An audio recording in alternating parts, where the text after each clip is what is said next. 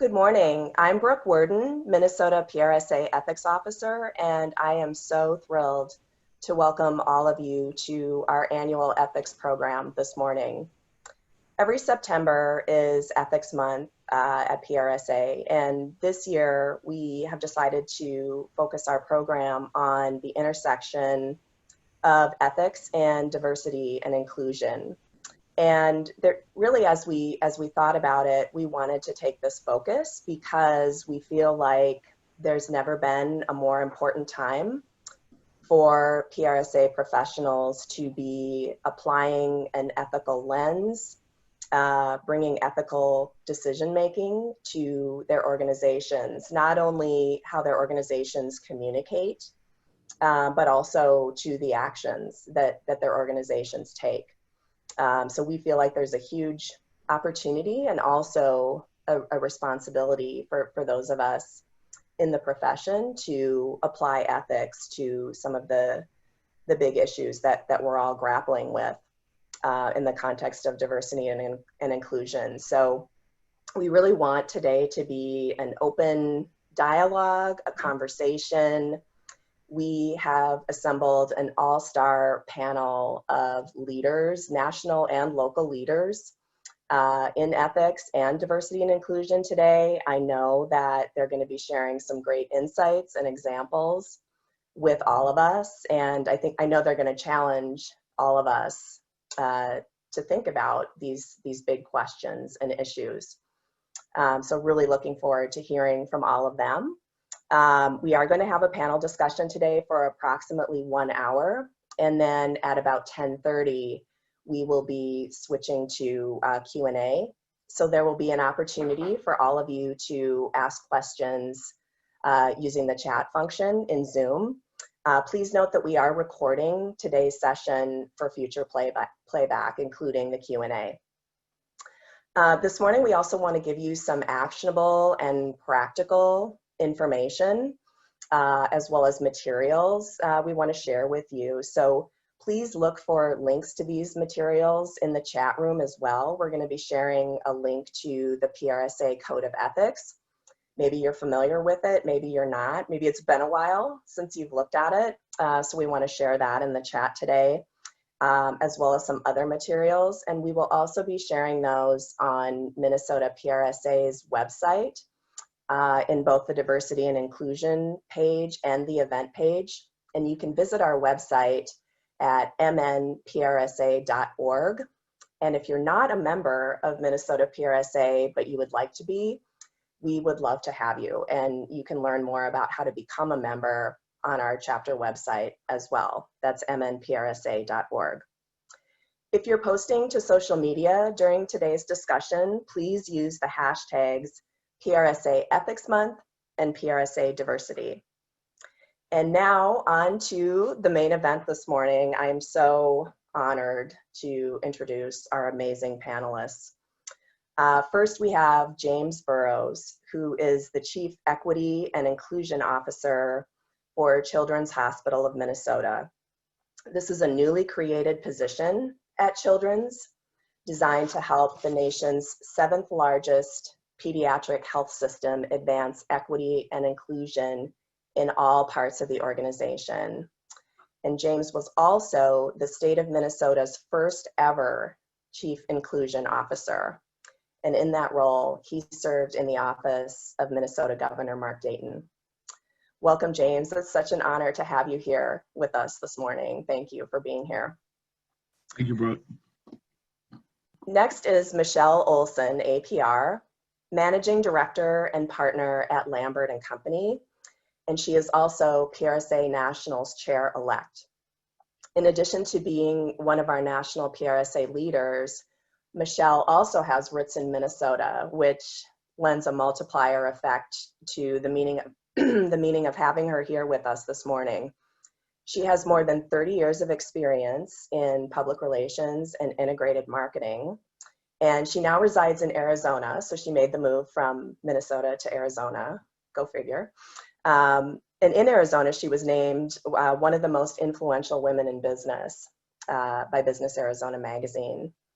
In her new role as incoming PRSA National President, I know from having talked to Michelle that she is passionate about diversity and inclusion, and she's going to share some of her insights and work with us today that I know will inspire and challenge us all. So thank you, Michelle, for being here. We are also thrilled to welcome Felicia Blow, APR, to this morning's conversation. Felicia is PRSA National's Diversity and Inclusion Co-Chair, and she is also Associate Vice President for Development and Campaign Director at Hampton University in Virginia. In her role as Campaign Director, Felicia has responsibility for the university's $150 million Dream No Small Dreams 2 campaign. She has also held many leadership roles in PRSA, including serving on the National PRSA Board of Directors, and she's also a past chair of the National Universal Accreditation Board. Welcome, Felicia. We're so excited to hear from you this morning. I would be remiss if we did not also note I'm so proud to be a nominee for the 2021 Chair-Elect role for PRSA. So thank you for having me. Yes, indeed. Absolutely. We're so thrilled to have you, Felicia. Welcome. And then rounding out our panel is Marcia Pitts-Phillips, President and founder of MRPP and Associates Communications, LLC. And Marcia is also Minnesota PRSA's first ever Diversity and Inclusion Officer. Marcia is a distinguished Diversity and Inclusion Fellow at the University of Minnesota Hubbard School of Journalism and Mass Communication. And her multifaceted career includes anchoring and producing television news. She's a member of the National Black Public Relations Society, the National Association of Black Journalists, and its local affiliate, the Twin Cities Black Journalists. So welcome to this amazing panel. Let's dive in to our questions. I wanted to start today by discussing some definitions of terms, the terms diversity and inclusion and ethics. And I just thought it would be helpful for everyone who's listening to hear some perspectives on what those terms mean, just to ground everyone in this morning's discussion. So James, I'd like to go to you first, if I could. Tell us from your perspective, how could we define diversity and inclusion? Sure. Well, thank you, Brooke. And first of all, thank you for allowing me to be on this wonderful panel. You mentioned that this is an all-star panel. I don't think I'm an all-star, but I see some all-stars here, so I'm gracious to be a part of that as well. Real quick, definitions. I'll tell you the ones we use at Children's, and others use different definitions, but these are just some grounding. So with respect to diversity, I keep it simple. It's the ways in which people are different and the ways in which they are the same. So some of those diversity things relate to race, gender identity, ethnicity, people who have different abilities. Some people call that disabled, but I call it people with different abilities. And it's thinking style, it's working style, it's communication style. One of the misnomers about diversity is people think that if you have a room full of, let's say, all Black people, that they're all the same. They're not. There's a racial diversity there, but there may be some other things that are, there's not much racial diversity in all Black people in a room, but there are some other things that make us different. So I think knowing that is important as well. I want to define a couple other terms too. Inclusion. Inclusion is also important as well, because that's the verb that gets us moving forward. You could have diversity without inclusion, and then people will flip over and turn over in your company, and you may have the same diverse ratio, but the people will be different because they don't feel valued, they don't feel to bring their full selves to work. Inclusion is this to me. If you're being asked to come to a party, that's diversity. You're being asked to come to a party and dance to get your groove on, you're being included in the celebration. True inclusion is you ask me if I want to have some Luther Vandross played or some Frankie Beverly as well, because I get the chance to put my music on. I get a chance to be myself as well. So think about it as an active way in that you're including people. If you're doing things the same way you already did it, it's not inclusion. A couple more terms. Equity. Equity is giving each group of people or individual what they need to be successful. Equity, not equality, is the way we're going to change the trajectory in this country.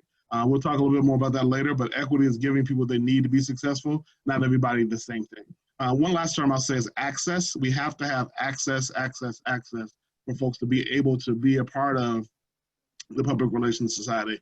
folks have access to communication careers. Folks like Felicia make sure there's access for people who may have never gone to college before, their family have, they have access to education as well. One other term you didn't ask me to define, and I'm gonna not define it, but I'm gonna put it out there, is if you have a diversity inclusion strategy or equity strategy, you have to talk about racism. You have to talk about what it is, what it looks like, what an anti-racist leader is, and how it's impacting your company. I'm gonna come back to that definition later, but it can't be about inclusion and diversity without talking about racism as well. Okay, okay. Thank you so much for all of that, James. I love the reference to getting your groove on. And I feel like all of that, the definitions that you just gave us, very, very thought-provoking and honestly more expansive. You know, what your point about thinking styles and thinking about that as a dimension of diversity, really, really helpful. Marcia, I wanted to go to you next because again, to ground the conversation, Marcia, I wondered if you could talk about the charge that Minnesota PRSA received from James a few years ago, and what we as a chapter have been working on in response to that. Thank you very much, Brooke, and good morning, everyone. And I echo what James has said. It's really an honor to be among such a distinguished panel. James Burroughs, then in his former role as Chief Equity Officer, Chief Inclusion Officer for the state of Minnesota, he hosted Minnesota PRSA at the state capitol. And he was part of our Breakfast with Legends series that Minnesota PRSA held. And at that time, he had taken a look at the landscape, had done his research, which we know is one of the main tenets of public relations. He had done his research and he took a look at our chapter. And what he saw, he gave us a report card, if you may. And he, based on his report card, which was a little bit dismal at that time in terms of what it looked like from an ethnic standpoint, from a membership, from what he saw on our website, and where there were some real opportunities for us to be able to showcase, if you may, as communicators, the work that we were doing in diversity. And he helped us to be able to move the needle forward to where we are today.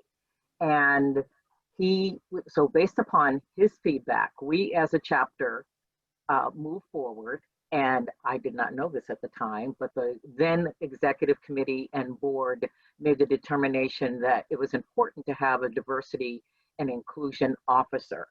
And James also, he had a little bit of feedback and pushback on that, and ensuring that when the chapter appointed a diversity and inclusion officer, that meant having decision-making, having a voice, having the full weight of the board, ensuring that the DIO would be part of the executive committee and not just be a figurehead, and be able to really lead the chapter to the next level and what our works are.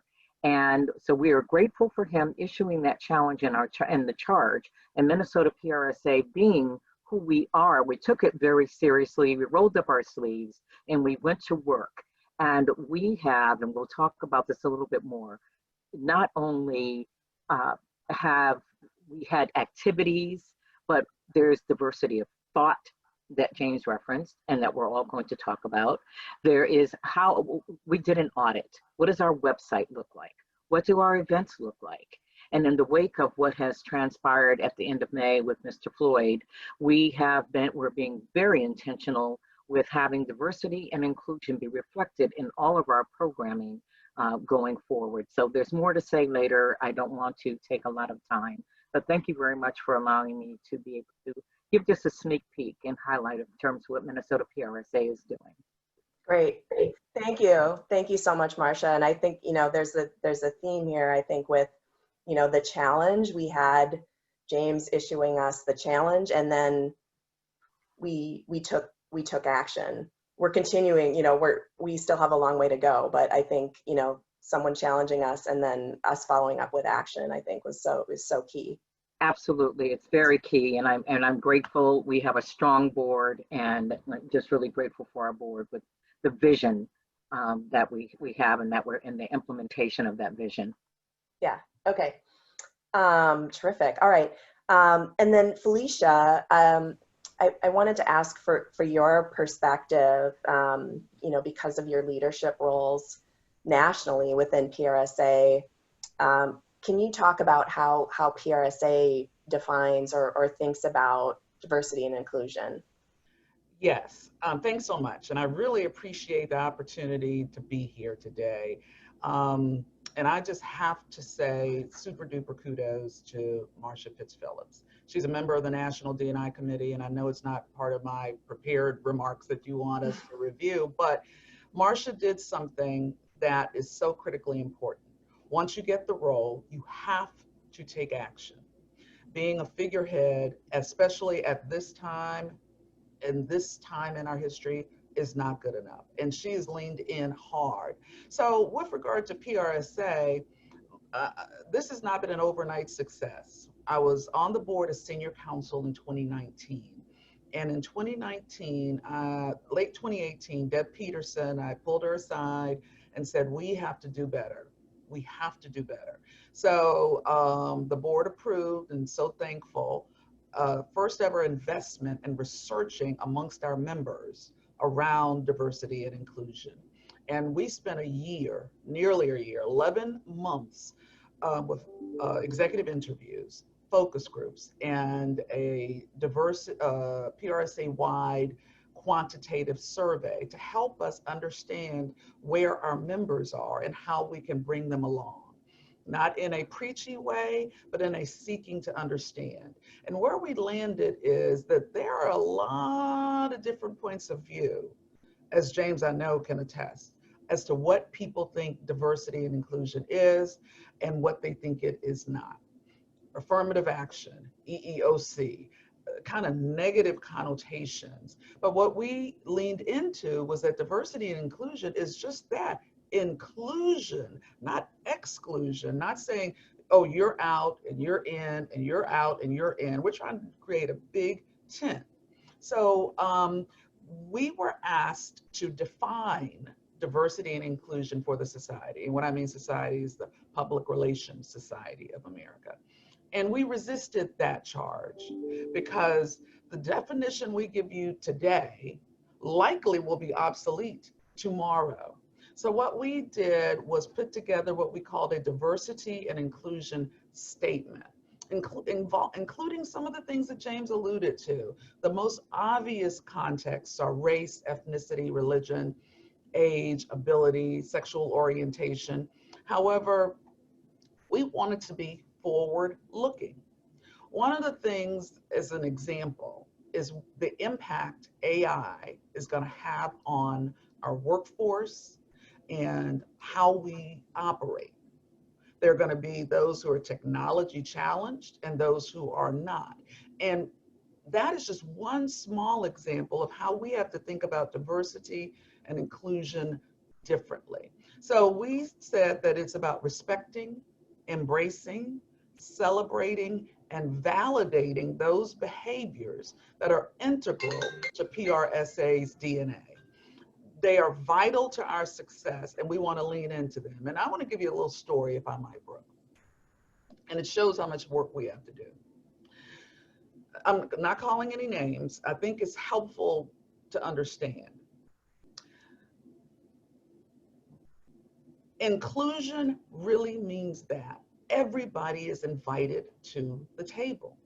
So I was told that there was this event for LGBTQ. And because I'm not LGBTQ, being part of that conversation may be deemed as a lack of respect for the LGBTQ community. And I'm trying to help people understand, and maybe this is light years away, but we are one people. Black, white, Asian, Latino, we are one people. So to think that because I'm not LGBTQ, and then I can't understand the LGBTQ movement or can't be part of the party, That is the opposite of what we're trying to do with this D&I movement. So we got some work to do. We've got some work to do, and we'll talk about that more. Okay, thank you. Thank you so much for that. Michelle, I want to bring you in here to introduce ethics and how we can be thinking about ethics, defining ethics, and how can we use the PRSA Code of Ethics in these discussions. Thank you, and hi everybody. I'm happy to be here. Happy to be back in Minnesota. I'm pretending I'm in Minnesota when I'm in Texas right now. Actually, I'm not even in Arizona. To me, and I thought long and hard, and you look up the word and like, how is the, what's the dictionary definition of ethics, and it's long, and to me, I'll just keep it simple. It's doing the right thing always, and doing the right thing when nobody's watching you do the right thing. So when the media spotlight's not on me, when I'm not writing a statement, when one of my clients may have had some negative media attention and not doing it, but guiding them, like doing the right thing. If there's something in the organization that needs to be shared and it's not super positive, it needs to be shared. And that's the right thing, is to be completely open and transparent and honest in how we communicate for our companies, our clients, our organizations, ourselves. That the helping people when they're not asking for help and not looking for credit for helping them, that's ethics. And it boils down to really everything that we do every day. And I tell my kids, they're 25-year-old boys right now. Today, they'll be 26 in a month, but they have your line in the sand. Like you need to have your personal value system be part of your ethics and have that line in the sand. And that's a line that you don't cross. And people are always going to try to pull you over that line. I've got clients who try to pull me over my line, and in terms of, hey, well, let's just send the media these things because then they're going to like us better. If we send them this, then they're going to remember us. It'll sit on their desk. It'll be really cool. And, you have to pay attention to where that line is, even in that kind of a gift giving scenario, particularly when you're dealing with government and different kinds of clients that you shouldn't be doing that. So having that line in the sand and not crossing it is part of ethics. But when you bring the code into it, I don't know if everybody knows the 6 principles of the code, and I know you brought it up, that I'm not sure if people have taken a look at it in recent months, but fairness is one that I wear on my sleeve and talk about a lot, and what is fair to do, and not just in media relations, but in all things that we do for our jobs. Honesty, PRSA asked me to write a quote about honesty, and I say honesty is the foundation upon which all relationships are built. Like if you are not honest, and one, if you're not honest and you're busted for not being honest, then you will never be seen as an honest, ethical person ever again. And that goes into personal branding too. So it really does start to manifest everywhere. And the PRSA Code of Ethics, we put it in our binders that we give new employees, and we make them sign it. I know, and they're not all PRSA members, but in order to work with me, that you need to have read the code and sign the code, so that advocacy and fairness and honesty and now I'm on the spot. What are the other 3? The loyalty, being loyal to our organizations. Now I'm going to have to cheat. Oh, and being true to our expertise. All of those right here. Independence. Yeah, independence. Yes, you always act independent and have. All of those things need to work into our daily professional lives, but they really do cross over into our personal lives and how we interact with people too. Yes. One other thing that we talked about when we were all getting together and having powerful conversations. That's when my salon idea, like if we were all in a room, we could just be sitting around and just really riffing. It was great. But if we look at the code against racial injustice and all of the events that are happening in the world right now, like our woke movement, and look at it in the past and how you may have had your dealings against it, and then put that racial and diversity and inclusion lens on and look at it again and how you behave. And I think there are some nuances there. I'll just leave. That's great. all. That's great. That is a terrific, terrific setup. Thank you, Michelle. And yes, the PRSA Code of Ethics has been posted in the chat room. If you'd like to take a look at that and refamiliarize yourself with it. I wanted to move into talking about some ethical scenarios or situations that we're all facing today, and do a deeper dive into some examples.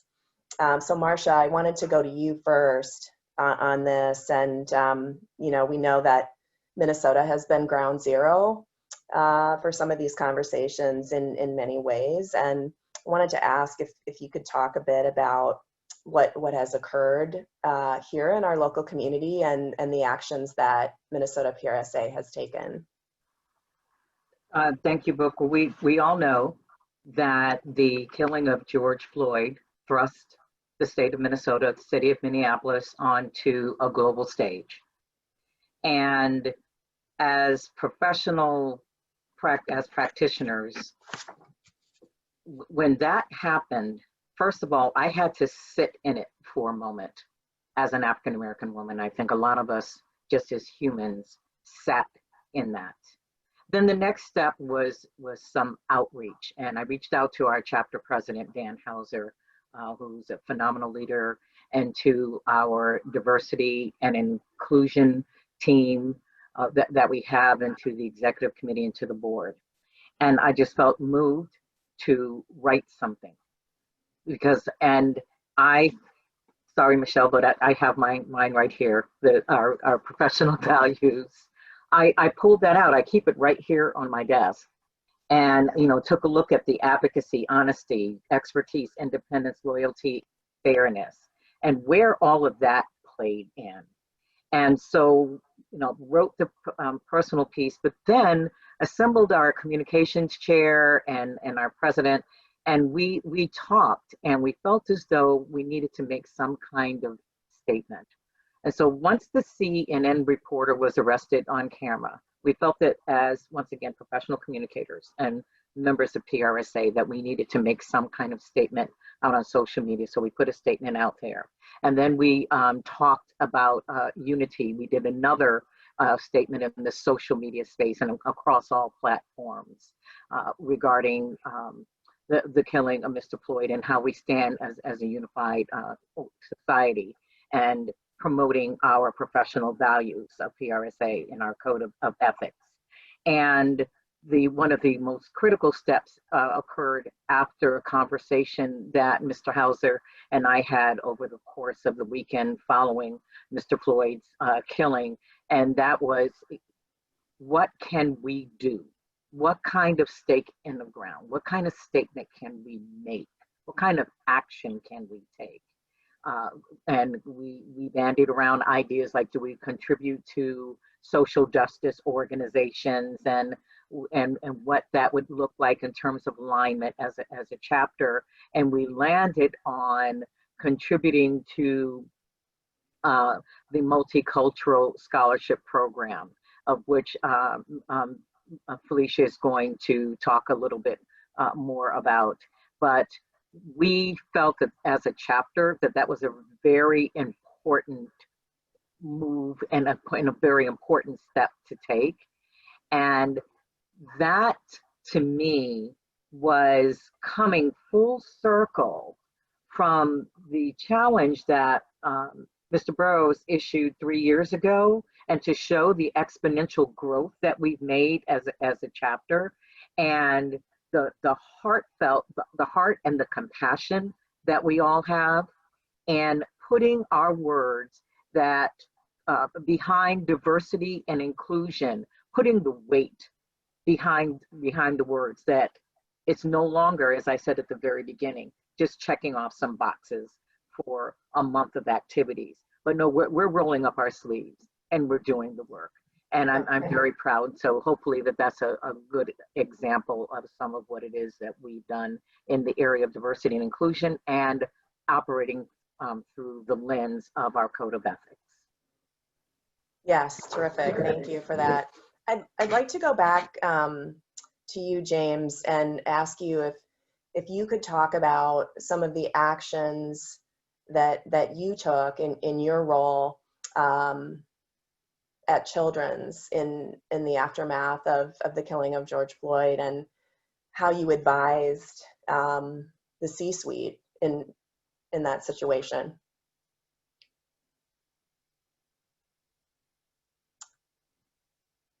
I think frozen. James may, okay. There we go. There he is. There we go. Can you hear me now? I can hear you, yes. Can you hear me? All right, Yes. I'm getting this scary message that says, okay, my internet bandwidth is low. So after I answer this question, I'm gonna go turn off other stuff to make sure my bandwidth stays with us during this whole presentation. So I'm gonna leave for a little and come back. What did I do? So when the murder of George Floyd happened, and let me say that clear. When the murder of George Floyd happened, it was 8 minutes and 46 seconds of trauma for not only the Black community, but all the communities throughout the world. And we had to see a man murdered on live TV. When that happened, a lot of my white colleagues were saying, hey, James, what do we do? What's the next step? What do we do? How do we act? What's the action we should take? And I advised them to just sit in it, as Marsha talked about. I advised them to say, not only did the George Floyd murder happen, but only 3 years ago, Philando Castile was murdered by St. Anthony police in Falcon Heights, Minnesota. A trial happened and the officer was not convicted. Prior to that, in 2015, Jamar Clark was murdered by 2 cops in North Minneapolis for allegedly they came to a domestic abuse call, which turned out not to be one, and he was murdered as well. There are many other Black men I can talk about throughout the nation, throughout the country, including Black women such as Sandra Bland, Breonna Taylor, and others throughout this nation. So it's not a new thing. So 8 minutes and 46 seconds, now all of a sudden people say, hey, we got to do something. Think about how that makes people feel about what you weren't doing in the first place. You weren't taking this as seriously. You weren't acknowledging police brutality. You weren't acknowledging that transparency and that honesty and that integrity and doing the right thing when no one's looking. Now that people are looking through the lens of, man, America's horrible because of this murder that happened, now we're doing something. So I asked them to sit with that. And I asked them to understand that 1619 happened and slaves were brought to this nation and built this nation, but were only 3/5 of a person for a long time. And after they became 3/5 of a person, then they were lynched. And after that, there were Jim Crow laws and segregation laws put in place. And there's still, to this day, racism that exists in this country that prohibits people of color, especially Black people, from succeeding. So I asked them to think about all that and then say, okay, what do we want to do after we process? So my CEO wrote a statement condemning the murder of George Floyd, condemning the fact that we haven't invested in Black communities before now, and that we need to do something different. That statement was adopted by about 27 other CEOs right away. And after that, about 40 more, it's about 60 plus, and that's about 70 adopted it as well. Now that's a great step in the right direction. But as Felicia, I think, said earlier, if you have a statement without an action, who cares? We're tired of statements. Our younger generation especially are tired of hearing about, we deplore what happened with police brutality, but we're going to go fund the police federation and union and go on like nothing happened. Or we find it appalling that the fact that there's not enough diversity in police officers, but our CEO suites are still ripped with white men and only white men.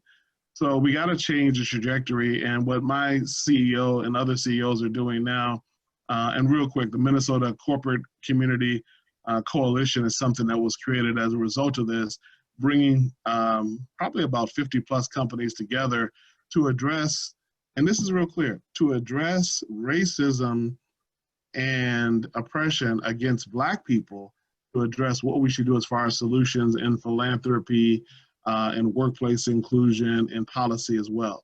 Now, that wasn't a popular thing to do because they said, what about Black, Latino, Asian? We can do all of those things, but this incident of George Floyd was a murder of a Black man that's been consistent with murder of Black individuals. So this solution is tailored towards that. So I think for me, when we talk about what can we do, those statements have to lead towards action. And those actions sometimes have to be tempered towards a particular community. And when that goes well, and that'll go well for us, I'm pretty sure if we do the work, the Latino community will say, hey, you know what? We have some issues we need to address too. We'll develop a specific solution for them. The Asian community may have some different issues, a specific issue that we address for them. That's what equity looks like. It's not lumping everybody together and saying we're going to do one solution for everybody who's not white. It's about addressing those issues. So I think for me, a long answer to your short question, that statement went a long way. But back to your ethics focus here, it's not ethical if you don't do anything about it. It's not ethical if 6 months from now that statement was the only thing you wrote and that's it. It's not ethical if you don't have the integrity to just stand behind that, even when it's not popular. So that's important, I think, as well. Yeah, I agree with that. And I think, you know, the statement, it's not just the statement, it's the action. And I wanted to ask Felicia, you know, speaking of action, if you could talk more, Marcia alluded to it, but if you could amplify more about the Multicultural Scholarship Fund that has been established. Yeah, happy to do that. And I posted a link here. So let me tell you what happened, but I want to back up two things that James alluded to. He talked about 1619. Where I am in Hampton, Virginia is a scant 2 miles from Fort Monroe, where the first Africans were disembarked and sold as slaves, right down the street. And so Hampton University is an institution that understands access and disparities. So working at Hampton, which is an historically Black university and has been around for nearly 160 years, and our most famous alum is Booker T. Washington. I mean, it just has roots everywhere. I know about the challenges of academic access. So fairness is one of our principles in the code. Is it fair that we have an economic wealth gap that is light years between African Americans and Latino Americans as compared to the majority population? Relatedly, the education gap, the access to education gap is equally tremendous. So we thought about, what can we do? Everybody wants to do something because it ripped your heart out of your chest when you saw what was going on. So sometimes doing something just makes you feel better. But when you feel better and it's for an intentional purpose, it's really good. So Marcia on the D&I committee, we start talking. She's also a soror, or the Alpha Kappa Alpha sorority incorporated. And I said, Marcia, we have this scholarship fund. It's called the Multicultural Scholarship Fund. In our new D&I strategic plan, we want to endow it. This year, we ran the risk of not being able to award that fund. And I repeat, not, because we didn't have any money. There was no money in the reserves. So we together brainstormed this endowment strategy. It had already been at my heart and mind for about a year, but this was a perfect opportunity. And I said, Marcia, Minnesota can have a huge impact by being the inaugural donor to the PRSA Multicultural Scholarship that is dedicated to students of African and Latino background. And in doing so, you will help us get this fund started, because you can't start an endowed fund at PRSA without some contributions that go to it. They're the inaugural donors. And in addition, maybe, just maybe, this is some momentum that we can get built and get picked up so that we get this fund endowed. The scholarship is $1,500. And you would be surprised how critically important a $1,500 scholarship is to a student who has limited access to education. So I put that link in the chat box. I'm asking, imploring everybody on this Zoom meeting to copy that link, visit the page, share the link with your friends, cousins, brothers, uncles, sisters, and even people who are strangers. Because our goal is to get that fund seated at the $50,000 mark by December 31st, 2020. When we do that, we will never have to again worry about not having scholarships to award to diverse students. In addition, we take something that was kind of very gruesome, horrible, awesome, and give honor to Minnesota for being the inaugural donors to this fund. I'm excited. I hope you visit the link. I hope you read the stories of the students. I shouldn't say students, there are now some grown folks in there that got the scholarship and how it changed their lives. And I don't know, I know it may be a little off script. I didn't know if maybe Marcia could speak to what she and Dan did to get that going. Thank you very much, Felicia. I was just getting ready to type something in the chat window, and thank you so much for the kudos. And once again, I'm going to honor our chapter president and our board. And when those early conversations between, and lots of emails between Dan, Felicia, and I, and launching the Endowed, because having been a donor to the multi-scholarship program and understanding the appeal to try to keep it up and running and understanding the danger of it going away, there was something in me that said, no, this can't happen. And so having knowing it will be endowed and knowing that our chapter, out of, as Felicia said, coming out of something so horrible, that now there's a pathway. And I am going to encourage every educator who is out there, every communications, public relations, journalism, school guidance counselor, whomever who is out there, to encourage students of color who are planning to major in public relations and strategic communications in this field to please apply. Direct them to the link and to let them know that it is available. And in a state like Minnesota, where the communities of color population is we know what the percentages are, and we know that there are students who are struggling, we want to let you know, please apply, that this is not available just to students in Arizona or New York or in Chicago, but it is for Minnesota State. So for students who are in the state of Minnesota. So if you're at Metro State, University of Minnesota, University of St. Thomas, North Hennepin Community College, and you're planning to major in this, please apply. And if you find yourself in need. And I just want to thank our chapter.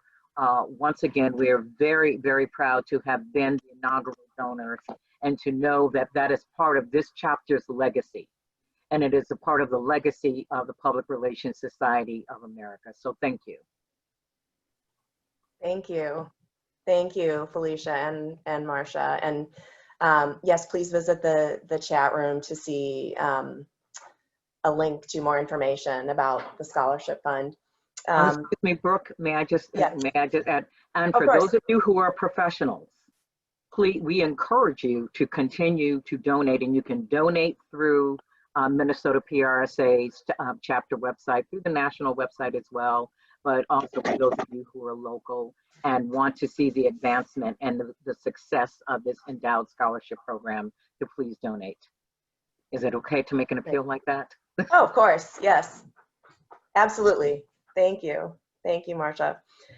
Michelle, I wanted to ask you, since we're talking about examples, I wanted to ask you to talk a bit about the America Can't Breathe campaign that you have worked on. And I think that's an example that is especially relevant for this morning's conversation. I will try to be brief. I get excited about it.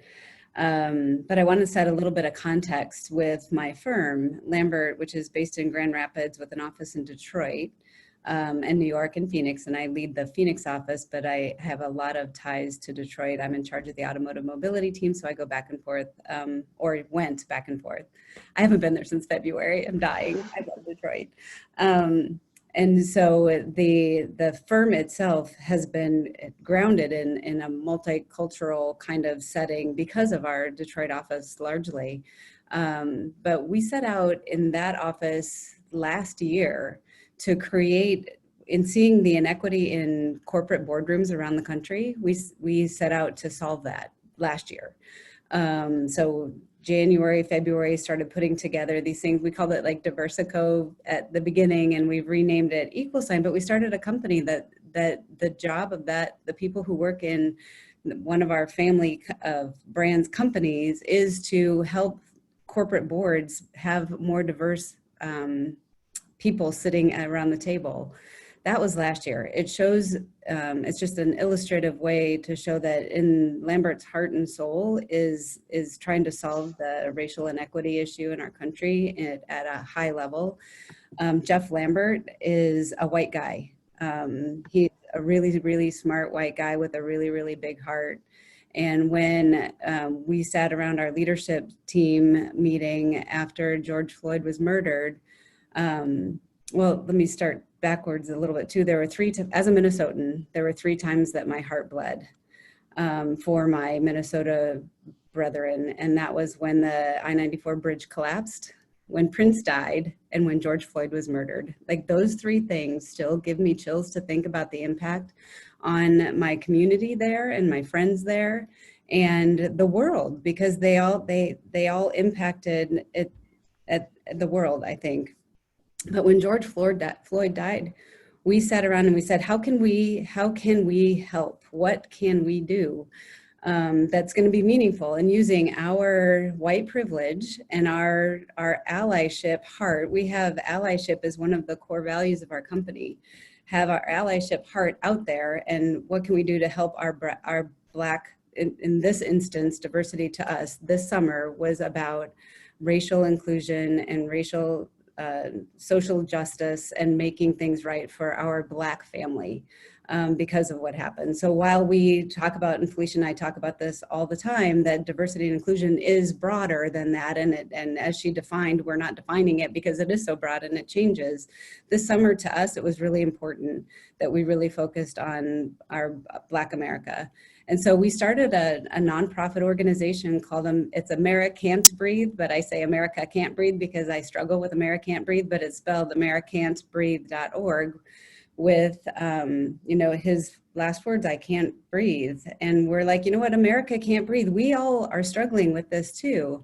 So we started an organization that the premise of it is really to use our white privilege to fundraise for Black companies and Black nonprofits that have barriers to getting their job done. So Black companies that can't get funding, they don't have access to a budget for marketing, they can't move their vision and their dreams along because there are barriers that are placed in front of them. So we created this campaign. We put up a billboard. We wanted to go bold really fast, right? It's like go big or go home. We put up 3 billboards in Detroit and in Grand Rapids and in Minnesota, in Minneapolis. And all it said was America can't breathe, America can't breathe. And if you look at americantbreathe.org, you'll see a picture of the billboard, which is just kind of this, we took it from a real concrete looking kind of gray and it fades into black and white, and it's really powerful. But we took that campaign, we went out to all of the CEOs that we know in our network, and we've raised $250,000 or so in commitments to then go through our Black advisory panel that we've put together to make sure that we are giving to the right places with that money. And we continue to raise money for it, but then give it away. So it really has become this, we're going through a community foundation right now while our 501c3 paperwork is being done, but it's like a funnel with really smart people going, yes, they need help because of this, and then the money funnels out. So we're going to our clients and our companies that we work with and friends. And I have to tell you, we had a really great start in the early summer, and it's the interest and the excitement about it has started to fade. And this is where I get on my soapbox. Like, I've even heard people say, well, let's just see let's just see how this blows over. Let's just wait. And maybe if it's still a thing in October, I'll give. And then I get enraged. I'm like, it can't blow over. Like, we cannot take our foot off the gas pedal here, people. Like, we are doing this. You have a CSR budget. You're putting your CSR budget to health organizations, to lots of other things, schools and things that are really important, but this is really important too. And we're at a moment in time that if we don't use our profession and our voice to help a population that has been struggling to have equity for 400 years, I don't know what to say. Like, I get really upset about that. So we get back in their face and back in the game and say, okay, I really implore you to, and given that, then we go into I'm a PR person, so here's 14 other bullet points about why you should do it. That's going to help your organization. You have to kind of go where people are, but it's upsetting to me when that kind of attitude starts to become a thing where, like, well, that was in the summer and it's fall now and we're getting into the holidays, and can't happen. Yeah. It can't. I would just encourage everyone to take a look at the work that Michelle was just referencing. There is a link to american'tbreathe.org in the chat room. So I would just encourage everybody to take a look at that, as to me, it's another great example of the types of, it's another example of an action that can be taken. And I think, Brooke, it's an action of, I'm a blonde white woman from Minnesota, obviously. It's an example of how the community can come together and put its money where its mouth is. And like James said, there are a lot of people writing statements. There are a lot of CEOs that jumped on. There's a lot of action now about, hey, you wrote a statement then about you wanting to do something, and what have you done? And you've done nothing. So some people are being called out on it, but this is just an example, but there are lots of different ways to keep this conversation alive. PRSA is doing that through, I bet we've got a diversity and inclusion webinar a week, and they're all so different. They're not repetitive. They're not the same conversation. It's white and black and Asian and Hispanic people talking to, and gay and lesbian. We're all talking to each other about the things that we can do. And if you keep in mind what we do for a living, we are the perfect profession to make change happen now. We're the perfect people with the right skill set, the right time, the right voice, the right network, the right influence to do something. That's all I want us to do, is just freaking do something. Yeah. And that wasn't a swear word. That was no, I know. Yeah, that no, that's great. And Michelle, your passion about this, I think, is really inspiring, and it's just great to see, especially in your role as the incoming national president, to know that this is going to be a priority. I think is really terrific. I wanted to just, in the amount of time, we just have a few minutes before we need to move into the Q&A. I wanted to talk a bit more about the code of ethics and how it can be applied in some of the situations that we've been talking about. And Felicia, I wondered if you could touch on, some of the things that we can be doing in our own communities to promote, let's say, the free flow of information is one of the provisions of the code. Could you touch on that? Sure. And they say all politics is local. Well, from my point of view, where you can make the most impact is in your own backyard, in your local communities. And as Michelle alluded to, we sit in the catbird seat around this. I did a talk with the University of Tennessee and position it this way. We as communicators help our clients, our companies, our organizations deal with critical issues, crisis communications on a daily basis. Why not take our talents and leverage it around this cause? I wrote an op-ed at the beginning of this year, right after the George Floyd, middle part of the year, right after the George Floyd situation and death and killing, and said, it's time for us, all of us, to get to work. And two of the things I suggested in this op-ed was conduct meaningful outreach and work with local change agents. PRSA is a big tent organization. We are nonpartisan, we are secular, but it doesn't mean that we cannot work with a multitude of stakeholders with common interests. So reach out to local synagogues, reach out to churches, mosques, contact LGBTQ organizations in your region, contact academic leaders, put actions where your heart is, do pro bono work, and racial equity and building bridges among communities. Work and collaborate with students.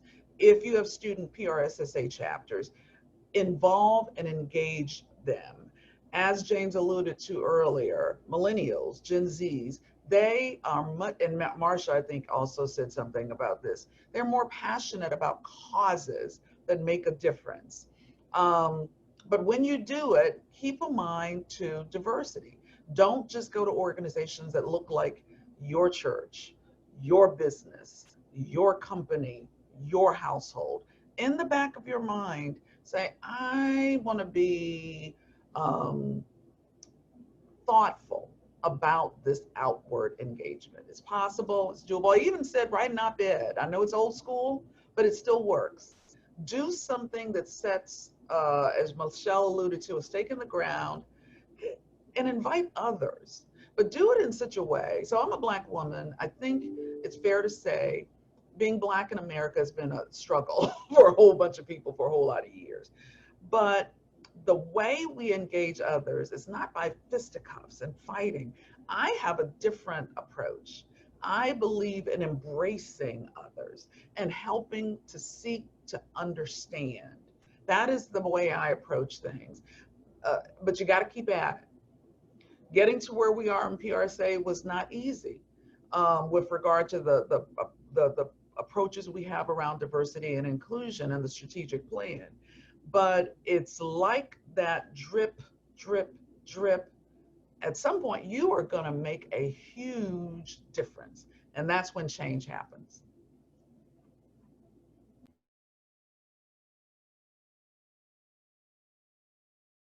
Did I stop talking too quickly, Brooke? No. No, I had to remember to unmute myself. Boom, mic drop. That's what that was. Mic drop. Yeah, no. Thank you. Thanks, Felicia, for that. And I think, you know, there are so many things that all of us can be doing at the local level, you know, to advance this and to be doing more work on these types of issues and questions that we've been discussing. I want to just spend a few minutes before we move into the Q&A portion. I just wanted to ask each of you for some more ideas about what else can PR professionals do. You know, what is PRSA National and Minnesota PRSA? What are they doing, and how can those who are part of our audience today, how can people get involved if they would like to do so? So I'm going to start, Michelle, with you and just ask you to comment a bit more on diversity and inclusion and how that's part of your vision for next year. And then maybe Felicia, you could talk about ways to get involved if people want to get involved at the national level. And then I'll go to you, Marsha, for local. And then I'll go to you, James, for more just holistic ideas for people. Before I do the PRSA thing, which sometimes I'm like, well, yeah, of course we're doing that, but here's something else that's more exciting, that's more applicable to you guys. I want everyone who's here to remember that when you understand perspectives of other people, you're a better practitioner. And so if you understand the audiences and where they're coming from and what they care about and how the world they live in and what some of their barriers are to get to your side of the understanding, you're going to do a better job representing your clients and companies and organizations. So read the books, watch the movies, see the hard stuff. Like it was painful watching the video of George Floyd's murder. Hurt my soul, made me cry. I walked away and came back bawling. I mean, it's, you have to, it was a moment that, and I've felt like I was always an ally and understood. And my friends are like, I'm told I have United Nations in my friendship pool of people, and I'm never noticed that.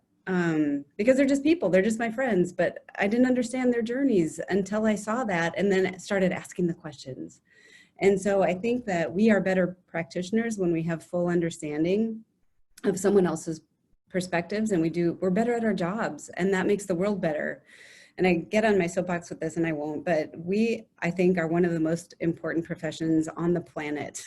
Communication and being able to share information openly and freely to help everybody and for the good of the world, I think is an admirable profession, even though my mom still doesn't get what I do and she thinks I write for the newspaper, even though that is a thing. But at PR, so I take that focus into PRSA and D&I, and it will be the center of what we do. And I want my year to be the year that it just became integral into everything that we do, that it's not a thing anymore, that when Felicia takes over after me, it's not a thing, it's just who we are. We are inclusive. We've done the homework so that the barriers are down, the scholarships are fed, the practitioners are feeling included and welcome, and they see people like them amongst our ranks. They walk into a chapter meeting and it's not a little clique of people standing over there, that the high school stuff is gone, and that we're just all one big happy society. It sounds Pollyanna when I just said that, and I don't mean for it to be, but I think that it just needs to be in our veins and circuits that just come through our organization like our blood goes through our veins. But to do that, we have to get tactical now, and next year will be a tactical year of being intentional about what we're doing. And that's why we have the D&I plan. That's why we have Felicia's committee and her hard work that has gone into developing exactly what we need to do now to get to that year when it's just who we are. We are the most inclusive society of all organizations like us.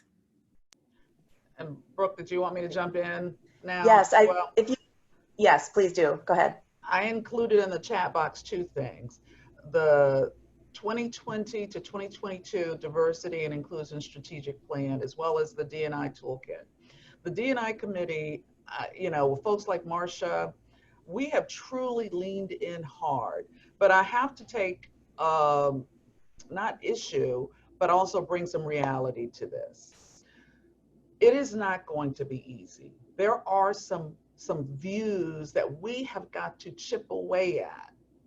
And honestly, there were days when I was disillusioned and discouraged and wanted to give up and wanted to throw in the towel and said, why am I doing this? But I am so thankful that we kept at it, and we now have the plan. We have a more robust committee that is stronger, more focused and galvanized. We're not fractured. We still have work to do. So what I say, read the plan, look at the D&I strategic plan. As members, hold us accountable. Don't let us get away with saying things and not doing things. We have in the plan specific measurable outcomes of what we want the society, and I always say society, meaning public relations society. That's, as opposed to saying PRSA, as some people say, or PRSA, but what we want the institution to look like. Today, PRSA is not reflective of the America in which we live. Our leadership is less reflective of the America in which we live. So in addition to reading the plan, leaning in, taking those actions at the local level, you must be in the leadership. You must be in the game. You must be in it to fight the good fight, to make sure that we are held accountable, and to do the things that we say we're going to do. It's not accidental. I mean, it's not serendipity that these conversations that Michelle alluded to, called diverse dialogues, happened. We were strategic and intentional These are conversations that had to happen. And right now we're not exactly one a month, but we are getting there. And in October, this month, next Tuesday, we have a diverse dialogue around Hispanic Heritage Month. In October 6th, we have a diverse dialogue around voting and how communicators are at the forefront of this election cycle and what you need to know as a communicator to do more, to do better, to help others who are of diverse backgrounds in your backyard. Thank you, Felicia. Great, Marcia. Could you talk about, for those who want to get involved at the local level, is ways that they can get involved with the work Minnesota PRSA is doing?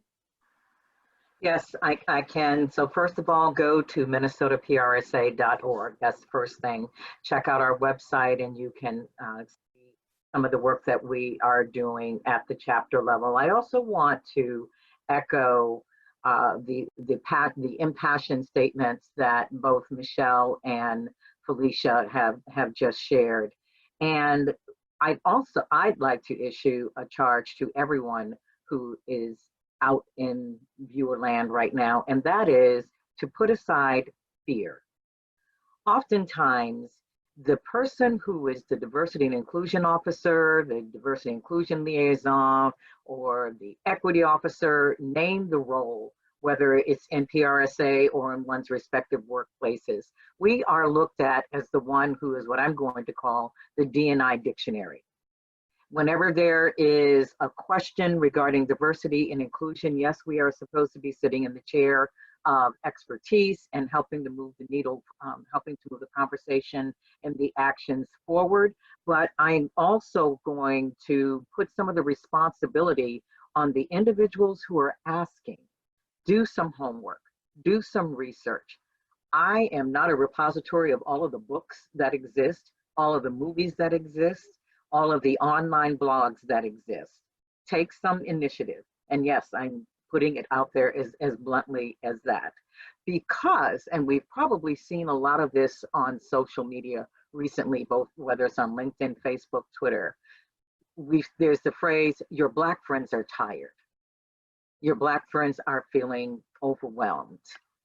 And so take feeling overwhelmed with a responsible role, with also being a charge with being the one who is responsible. So I'm rolling all of that in, and then substitute whether it's Black, whether it's differently able, whether one is part of Latino, the list just goes on. So I want to put that charge out there. One of the other steps that Minnesota PRSA did when I became diversity and inclusion officer is assembled an advisory panel of non-PR practitioners.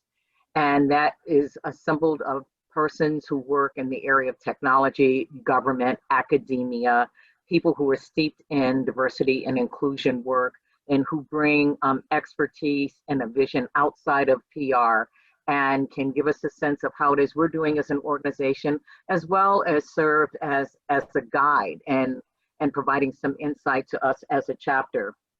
And we also, as a chapter, with our professional development, as I mentioned early on, we are infusing diversity and inclusion and approaching all of our professional development activities through that lens and being very intentional of what it is that we're doing. And we're being also very intentional with our recruitment of future professionals.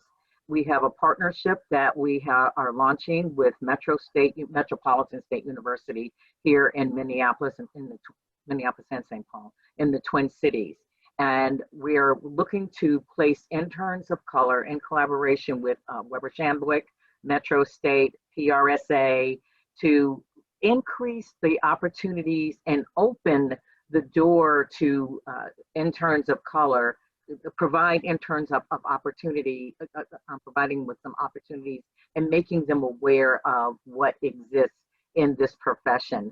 And so that is an initiative that we are very, very excited about, been working on it for a long time, and hope to get that, we're launching it and getting it off the ground this fall. So those are just some examples of what can be done Yeah. at the local level. And I can go on for another 5 minutes. Great, thanks, Marcia. So before we move into the Q&A, James, I know you've been posting some things in the chat room in terms of resources and ideas. Is there anything else that you would add in terms of ways for people who are listening today to get involved? Sure. The things I posted are just resources. One's a blog that I do called jb-online.blog. My thoughts, my opinions, and some of them are good, some of them are just me talking.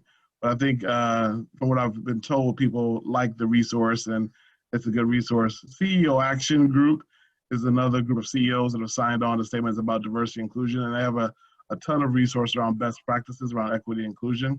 And then also, too, the Kellogg Foundation, as well as the Minnesota and St. Paul Foundations, have racial equity toolkits that I put in the chat area as well. The other thing I'll say is do three things. One is, and this is what Michelle and her group, the Mayor Can't Breathe program is doing, spend money with Black-owned businesses. Spend money with Black-owned businesses. Because of COVID and the murder of George Floyd and other civil unrest, minority-owned businesses, especially Black-owned businesses, about 50% of them will probably not likely come back from this economic downfall. The only way they can is if you invest in them and spend. So if there's opportunity for the PRSA Society to partner with a Black-owned business, do it. If it's you get a contract when it's time that we can come back out and play again at conferences, I best see you spending money with Black-owned and brown-owned businesses. Second thing, in leadership roles, place people who are Black and Latino and Asian and Native in those roles to be successful. They can do it, they just need an opportunity. If your executive suites don't change, all this stuff we do won't really matter. And then the third thing is continue to create a systemic pathway with your scholarship. That's $50,000 now. That should be $150,000 or $200,000 easily. Because without people who are from different racial backgrounds being able to tell the story or being a part of that story to tell, the story will always be skewed. I never forget when Philando Castile was murdered, the story that I read about in the newspaper was much different than the facts I knew in the governor's office from the data that we received. It almost seemed like Philando was a bad guy because he had a gun when he had a legal permit to carry. Philando was a bad guy because he didn't listen to the officer, when in fact he did and was killed 40 seconds into when the officer stopped him. Philando was a bad guy, but he was with his girlfriend and her 4-year-old daughter in the car just going home or coming from the store. That story was not told because there was not a lens to tell it from. So those are just a couple things. I know you got to get the questions, but I left some stuff in the chat room for folks as well. Great. Thank you, James. So just really a wealth of ideas here from all of our panelists on additional things that we can do. I want to open it up now in the 15 minutes that we have remaining for questions from anyone who's been watching and listening this morning. Please go ahead now and post your questions in the chat room, and we'll take the next 15 minutes or so to answer as many of them as we can. Brooke, I tried copying some of the links that James put in the chat, and I can't. So I just asked the host if she will maybe send them all out. Okay, sure.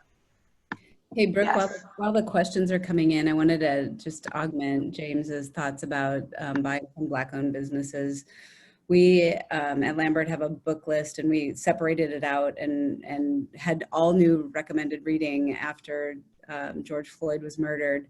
And we switched all of our purchases. So we have this big reading program, and you're supposed to we require a quarterly book to be read and a book report and all of that for our 75 people who work at Lambert, so that, professional development. And we always have them delivered by Amazon. Like the books just come to them on Amazon, and they get them that night or the next day. And when George Floyd was murdered, we changed that to a Minnesota-based bookstore, a Black-owned bookstore. And it takes 2 weeks to get the books. And people started grumbling about it. And as a leadership team, because they wanted it now. I mean, Amazon has trained us that it's going to just fly at show up at our doorstep now.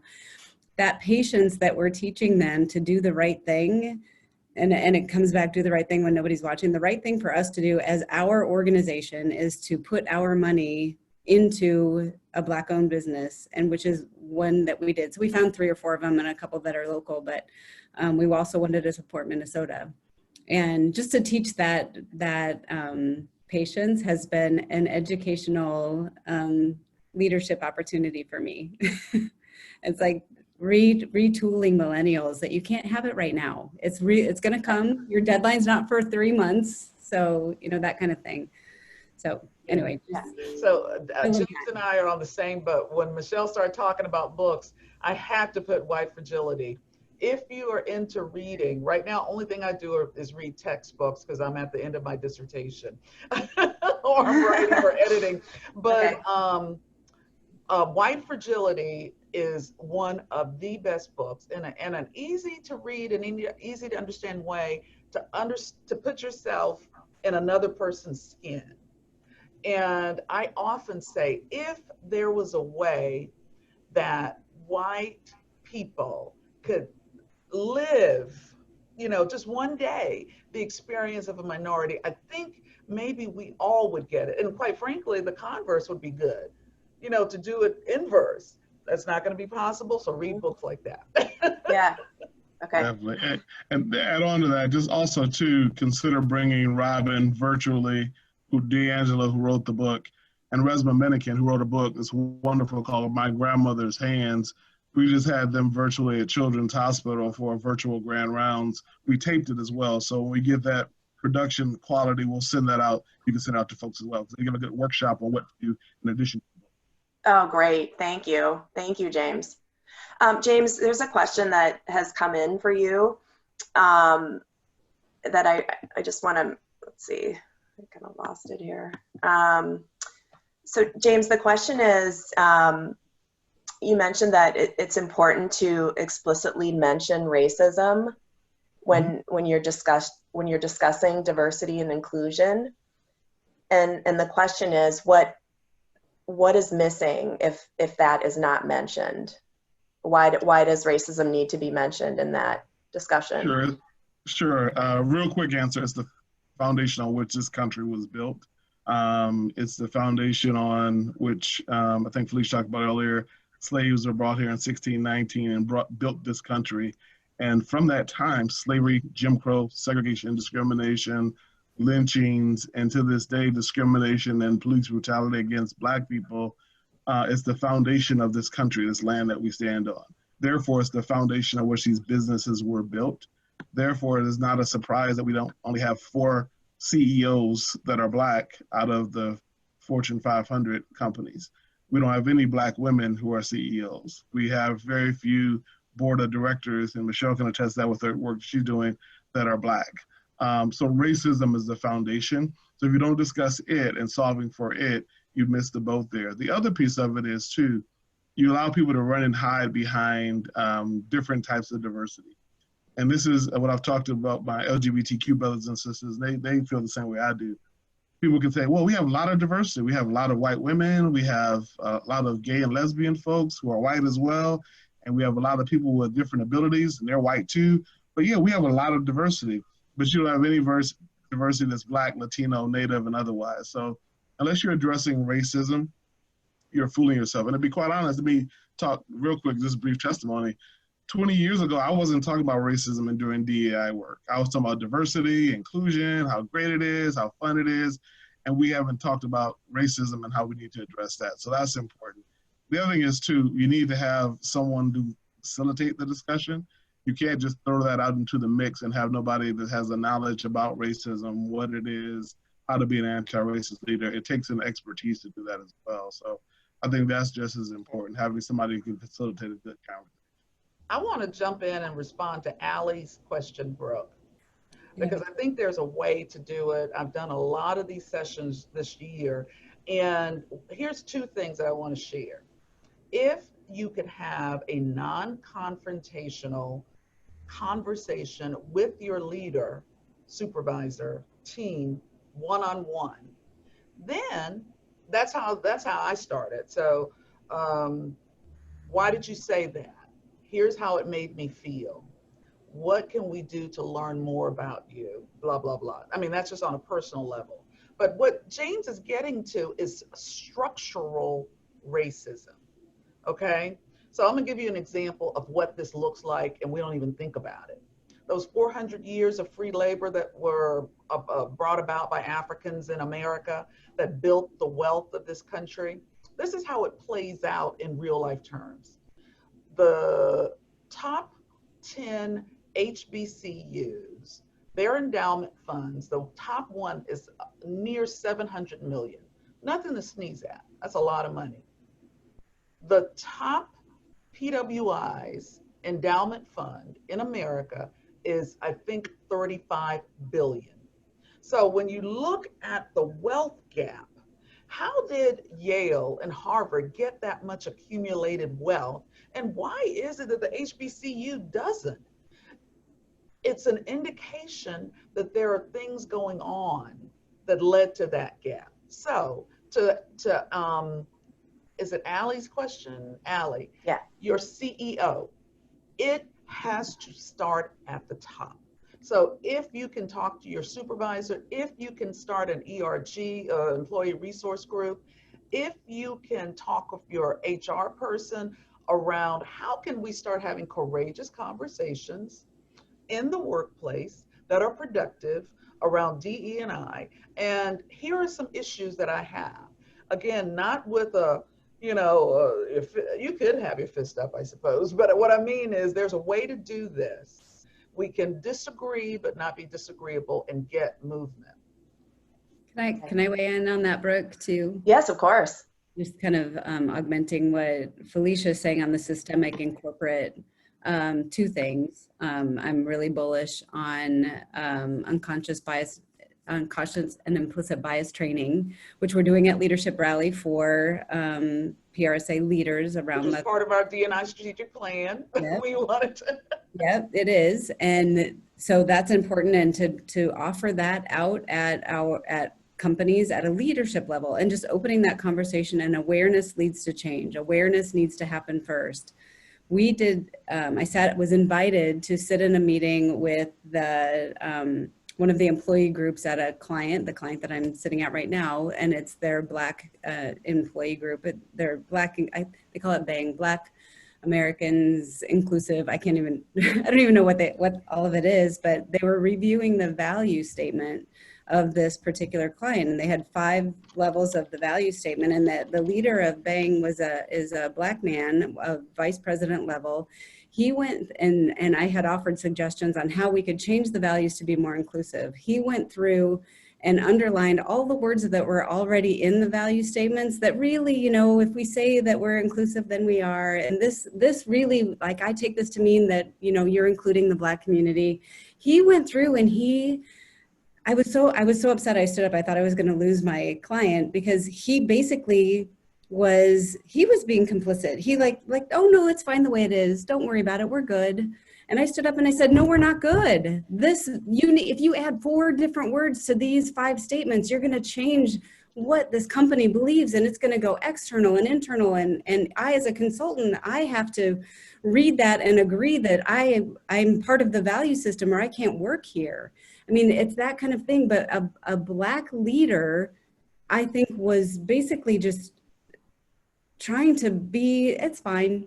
I think that there's part of the Black folks that are working in this company that's changing now, that they are like, they don't want to ruffle feathers. They're like, it's fine. No, we're good. I'm like, no, you're not good. You're not good. I'm telling you, you're not good. Put this word in, put that word in. They don't think it's fine, Michelle. It's a conditioning that has happened. And that needs to change. And that's part of what we can do, is change that now. And to have that conditioning go away, so that it's out there. The words are spoken. Yep. And everybody on this knows the power of the spoken word. See Sandra K. Boone's recommendation, which I love. Yes, I want to make sure we talk about that question in the few minutes we have left.